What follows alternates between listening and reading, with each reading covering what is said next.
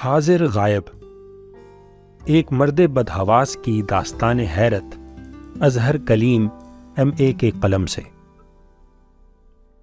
ہر شخص یہ سمجھتا تھا کہ میں کریک ہوں۔ میں نوجوان تھا، لیکن میرا نہ تو کوئی دوست تھا اور نہ ہی کوئی سوشل لائف تھی۔ جوانی کا بڑا حصہ میں نے کباڑیوں کی دکانوں اور ٹھیلوں کی نظر کر دیا۔ کباڑی کا یہ مطلب نہ لیجیے گا کہ میں ٹین ڈبے، ردی کاغذ اور پرانے کنستر فروخت کرنے والوں یا شیر شاہ کی کباڑی مارکیٹ والوں پر فدا تھا۔ دراصل مجھے پرانی کتابوں سے دلچسپی تھی، اور یہ دلچسپی بھی بلا وجہ نہیں تھی، لیکن میں اس سلسلے میں کسی کو کچھ بتا نہیں سکتا تھا۔ چنانچہ جب لوگ میرا مذاق اڑانے لگتے تو کبھی میں مسکرا کر ٹال جاتا اور کبھی ٹال کر مسکرا دیتا تھا۔ پرانی کتابیں فروخت کرنے والے تمام کباڑی میری اس کمزوری سے آگاہ تھے۔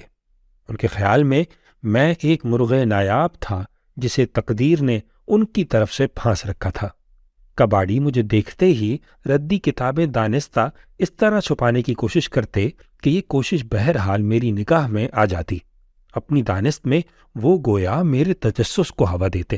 میں جان بوجھ کر انہی کتابوں پر جھپٹتا تو وہ جھینپ کر زیر لب گویا تعویل پیش کرتے۔ بڑا پرانا نسخہ ہے جناب، میں نے خود بہت مہنگے داموں خریدا ہے۔ اور وہ کتابیں واقعی بے حد بوسیدہ اور کرم خوردہ ثابت ہوتیں۔ کتاب کو ہاتھ میں لیتے ہی اس کا اچھا خاصا حصہ جھڑ جاتا۔ بعض کتابیں تو گھر پہنچتے پہنچتے ہی معدوم ہو جاتی اور ہاتھوں میں صرف مہک رہ جاتی جو پرانی کتابوں سے مشروط ہوتی ہے۔ ایسی کتابیں در حقیقت پڑھنے کے لیے نہیں بلکہ سونگھنے کے لیے ہوتی ہیں۔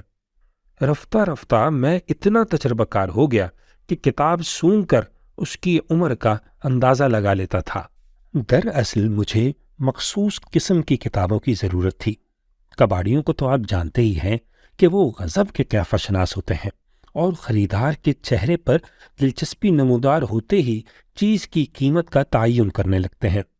لہٰذا انہیں بے خبر رکھنے کے لیے میں بہت کم خصوصی دلچسپی لیتا، بلکہ بعض اوقات تو ٹائٹل تک دیکھنا گوارا نہ کرتا۔ وہ منہ پھاڑ کر قیمت بتاتے اور میں منہ پھیر کر بے نیازی سے چل دیتا۔ رفتہ رفتہ وہ سمجھ گئے کہ میں صرف سستی کتابوں کا خریدار ہوں، خواہ وہ کسی بھی موضوع سے تعلق رکھتی ہوں۔ اس طرح مجھے سستی لیکن علم غلم کتابیں تو خریدنا پڑ جاتی، لیکن کسی بھی کباڑی کو یہ اندازہ نہ ہوتا کہ مجھے دراصل کس موضوع پر کتابیں درکار ہیں۔ میرا نام ابو العمران ہے۔ اس کی وجہ یہ ہے کہ مجھے یقین ہے کہ ایک نہ ایک دن میں عمران نامی بیٹے کا باپ ضرور بنوں گا۔ ویسے والد بزرگوار نے میرا نام عید محمد رکھا تھا، چنانچہ میٹرک تک میں عیدو کے نام سے پکارا جاتا رہا۔ کالج لائف میں یکایک یہ احساس ہوا کہ میرا نام آؤٹ آف ڈیٹ ہے تو بڑی الجھن پیدا ہو گئی۔ ان دنوں ابن کا بڑا زور تھا، لیکن اس میں بھی ایک دشواری تھی۔ ابن رمضان بھی کچھ اچھا نام نہیں تھا۔ دوسری طرف والد صاحب جیسے بھی تھے بہرحال میرے والد تھے، اور میں ولدیت تبدیل کرنے کا قائل نہیں تھا۔ بہرحال اسی الجھن میں نے BSc آنرز کر لیا۔ پھر اس سے پہلے کہ میری شادی ہوتی میں صاحب اولاد ہوتا، اور میرے والدین میری اولاد نرینہ کا نام محرم علی تجویز کرتے۔ دونوں ہی یکے بعد دیگرے داغ مفارقت دے گئے۔ پہلے میں اکلوتا تھا، ان کے بعد یکلوتا رہ گیا۔ میں نے سوچا کہ نام بدلنے کے لیے یہ سب سے مناسب موقع ہے۔ پھر خیال آیا کہ یہ نام تو میرے والدین کی نشانی ہے۔ میں اثر نو سوچ میں پڑ گیا۔ مجھے بہرحال اپنے بیٹے کا نام رکھنے کا حق ہے، لہٰذا میں نے اپنے ناموجود بیٹے کا نام عمران احمد تجویز کیا اور خود ابو العمران بن بیٹھا۔ اخباروں میں اشتہارات شائع کروائے، پھر بورڈ اور یونیورسٹی کو درخواستیں دیں، اور یوں بہزار دقت اسناد پر بھی میرا نام تبدیل ہو گیا، لیکن محلے والے یہ نیا نام ہضم نہ کر سکے۔ میں بے حد متحمل مزاج اور بہت ہی ٹھنڈے دماغ کا آدمی ہوں، لیکن ایک پڑھے لکھے معزز آدمی کے لیے ابے عیدو اوے عیدو کب تک برداشت کیا جا سکتا ہے؟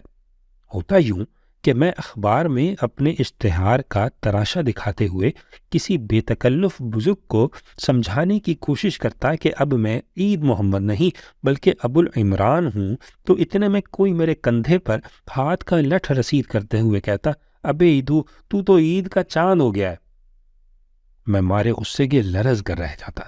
لیکن صبر و تحمل کا دامن ہاتھ سے نہ چھوڑتا۔ ایسے جاہل لوگوں کو بھلا سمجھایا بھی کیسے جا سکتا ہے؟ محلے کے کچھ لوگ پڑھے لکھے بھی تھے، وہ اور طرح الجھتے۔ اچھا، میں تمہیں ابو العمران مان لوں گا، یہ بتاؤ عمران کہاں ہے؟ وہ ابھی شکم مادر میں بھی نہیں ہے، میں نے بکھلا کر کہا۔ اور ام عمران کہاں ہے؟ انہی تعلیم یافتہ صاحب نے اصرار کیا۔ اسے البتہ شکم مادر میں ہونا چاہیے۔ میں نے دل ہی دل میں حساب لگاتے ہوئے کہا، میاں بیوی کی عمر میں 20 سال کا فرق تو ہونا چاہیے۔ درست ہے، وہ صاحب فاتحانہ لہجے میں بولے، تو میرے بھائی جب تمہارے بیٹے اور اس کی ماں کا وجود ہی نہیں ہے تو تم ابو العمران کیسے بن گئے؟ یہی سب کچھ ہوتا رہا حتیٰ کہ میرا تحمل جواب دینے لگا۔ طبعاً میں ایک امن پسند آدمی ہوں، بیشتر لوگ مجھے بزدل بھی کہتے ہوں گے، برہمی کے عالم میں بھی میں کسی کا سر تو نہیں پھاڑ سکتا تھا۔ تنگ آ کر میں نے اپنا آبائی مکان فروخت کر دیا اور ایک نئی بستی میں نیا مکان خرید لیا۔ وہاں کے لوگوں نے مجھے پہلے ہی دن ابو العمران کے نام سے قبول کر لیا۔ ہاں، تو میرا نام ابو العمران ہے، اور میری کہانی ان دنوں سے شروع ہوتی ہے جب میرے ذہن میں کامیاب اور اعلیٰ زندگی گزارنے کا خیال پیدا ہوا۔ فی زمانہ ایسی زندگی اختیار کرنے کے کئی مروجہ طریقے ہیں، مثلاً کسی ایسے محکمے میں ملازمت کا حصول جہاں فضل ربی کا دور دورہ ہو، امیر باپ کی چھوڑی ہوئی دولت، مالدار بیوہ سے محبت یا پھر شادی، اور بھی بہت سے طریقے ہیں، لیکن جو طریقہ میں نے سوچا وہ بے حد مختلف اور منفرد تھا۔ پرانی کتابوں کی تلاش اسی سلسلے کی ایک کڑی ہے۔